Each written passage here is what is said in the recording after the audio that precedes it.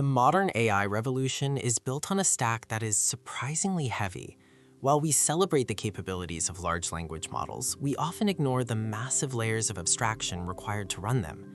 We start with high-level Python code, which calls into deep learning frameworks like PyTorch, which rely on CUDA libraries, which finally talk to the hardware drivers.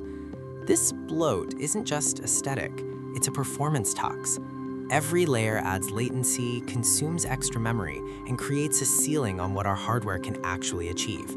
Today, we are looking at the movement to strip it all back, running LLMs on the bare metal. Why exactly is this stack so heavy? It comes down to memory management and execution flow. In a typical Python-based environment, memory is managed by a garbage collector, leading to fragmentation. When you run an LLM, you are moving gigabytes of weights into VRAM. Python's global interpreter lock and the constant context switching between the high-level runtime and low-level C++ kernels create micro-stalls. These stalls might seem small, measured in microseconds, but across billions of parameters and thousands of tokens, they aggregate into significant delays.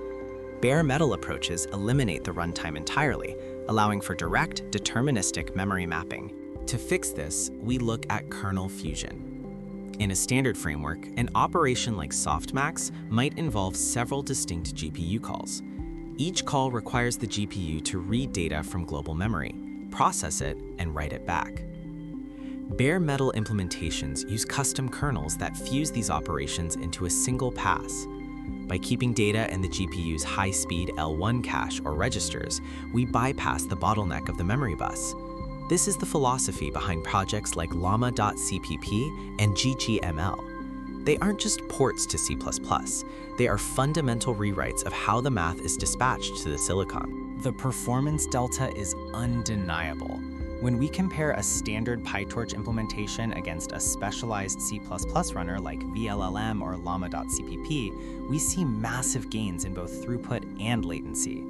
On consumer hardware, the difference is often the gap between unusable and real-time. Bare metal inference allows us to squeeze 7B or even 70B parameter models onto hardware that would otherwise crash under the weight of the traditional AI stock. We aren't just saving compute, we are democratizing access to these models by making them efficient enough to run anywhere. As we move forward, the trend is clear. The most successful AI deployments will be the ones that strip away the bloat. We are seeing the rise of unified runtimes, web GPU for browser-based bare metal, and custom silicon optimized for specific kernels. The era of just adding more GPUs to solve inefficiency is ending. The future belongs to the engineers who can talk directly to the metal. Thanks for watching.